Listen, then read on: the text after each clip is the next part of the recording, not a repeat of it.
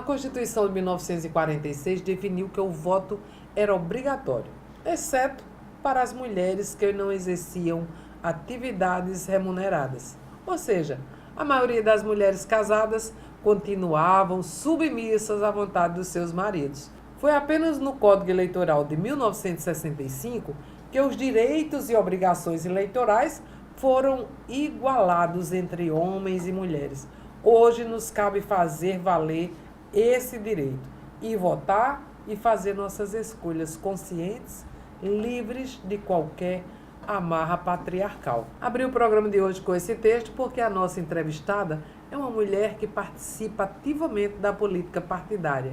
Pai político, mãe política, ela entendeu desde cedo que a política era uma ferramenta para lutar por uma sociedade mais justa e mais igualitária.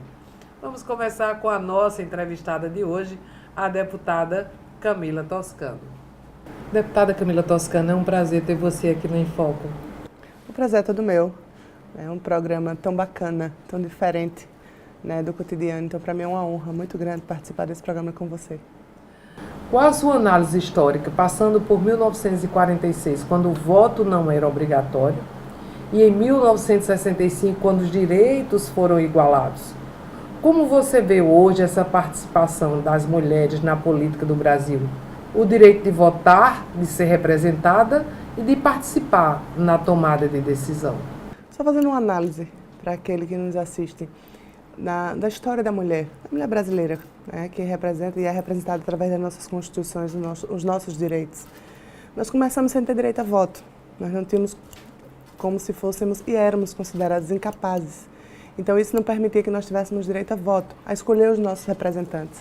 Era como se a mulher fosse e era tida como submissa, ou ao seu pai ou ao seu marido. Com o tempo foi passando e a mulher conquistou esse direito ao voto, mas apenas aquelas que conseguiam se sustentar e que se manter.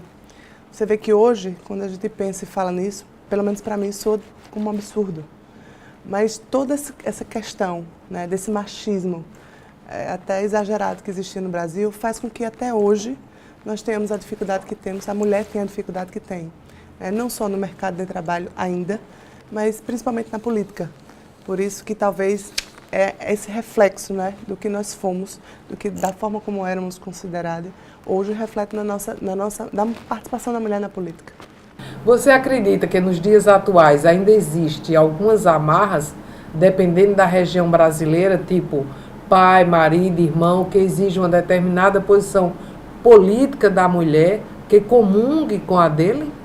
Eu acho que talvez muito mais do que a região, nós estejamos falando de classes sociais. Eu acho que o que prende muito a mulher ainda, né, o que impede muito a mulher de chegar onde ela quer, ainda é a questão financeira. É a questão de você sustentar seus filhos. Né, e falo isso não só em relação ao mercado de trabalho, mas em relação até à relação familiar. A estar casada ou não, a conseguir ter uma liberdade ou não do marido, porque não tendo essa independência, essa autonomia, né, financeira, obviamente, até para sustentar, como eu disse, seus próprios filhos, impede com que a mulher ganhe o mundo. Né? Então, acho que não é nem tanto com relação a regiões, não são regiões específicas. Eu acho que é muito mais a classe social, as condições financeiras da mulher, que talvez impeçam ainda esse desenvolvimento da mulher, essa vamos dizer, projeção maior do que nós estamos tendo, obviamente.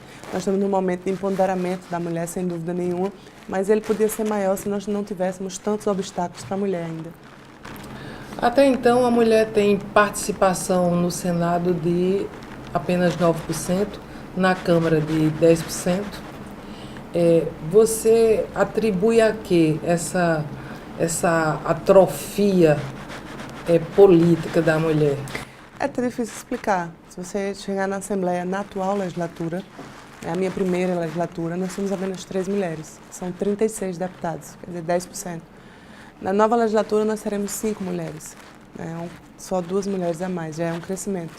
Mas é difícil você explicar, porque os números não batem. As mulheres são a maioria do eleitorado. Hoje na Paraíba, nós somos a maioria do eleitorado, mas a nossa representação é ínfima. Nós temos uma lei que obriga a ter 30% dos candidatos mulheres, no mínimo.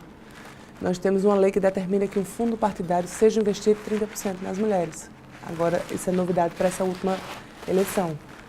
E mesmo assim, a gente não consegue ter um resultado.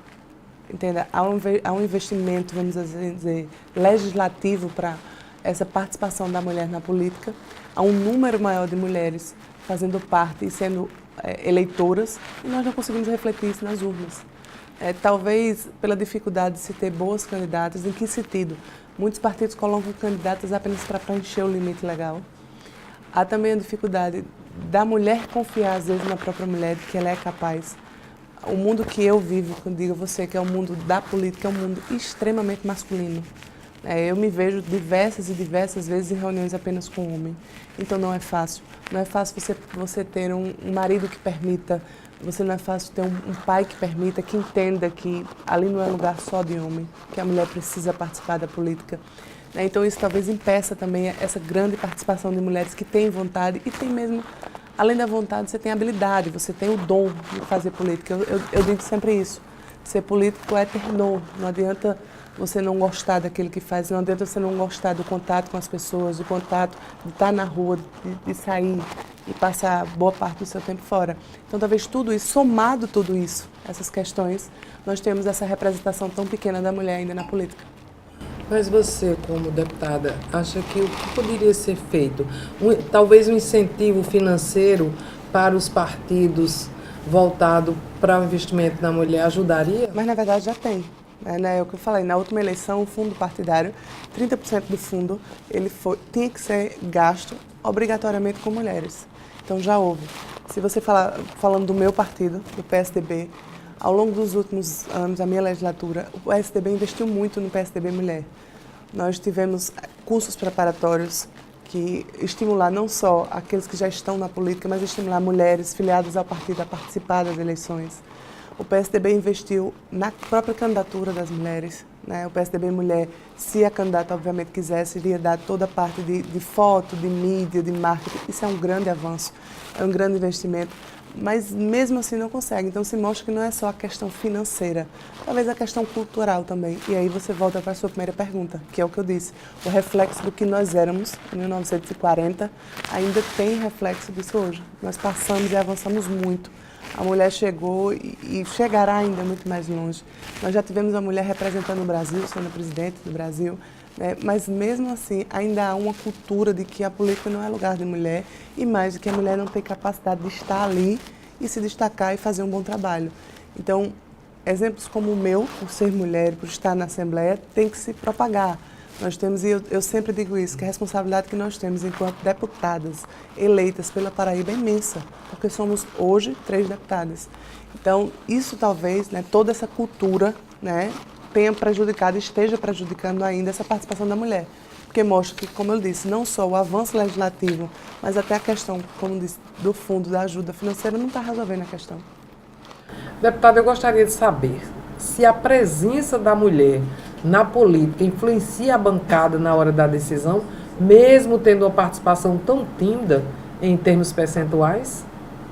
Veja, quando eu entrei na Assembleia, eu vinha com a ideia e um pensamento forte de que, por ser mulher, por ser jovem, eu teria que me impor, de tal forma que eu teria que mostrar que eu tenho pulso, que eu tenho determinação e que eu tenho capacidade acima de tudo.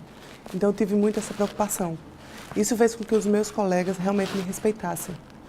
E eu não digo que há uma influência por ser mulher, mas eu consegui, e minhas colegas que hoje fazem comigo a Assembleia Legislativa também, nós conseguimos ter o respeito. Nós somos apenas 3 mulheres, é muito pouco no universo de 33 homens. Mas mesmo assim conseguimos o respeito, conseguimos a aprovação de leis, conseguimos na Assembleia, por exemplo, fazer sessões especiais em homenagem às mulheres para debater os problemas das mulheres paraibanas. Conseguimos realmente chamar a atenção daquela casa para os problemas da mulher paraibana. Então nós conseguimos, sim, sem dúvida nenhuma, o respeito, mas eu não digo que há um tratamento diferenciado pelo fato de ser mulher de forma nenhuma, até porque, sinceramente, eu não busco esse tratamento diferenciado. Eu quero ser tratada de forma igual. Na sua opinião, por que as mulheres estão tão subrepresentadas nas instâncias do poder institucional? Mas você vai responder essa pergunta depois do nosso pequeno intervalo. Voltamos daqui a pouquinho, não saia daí, com mais a deputada Camila Toscano.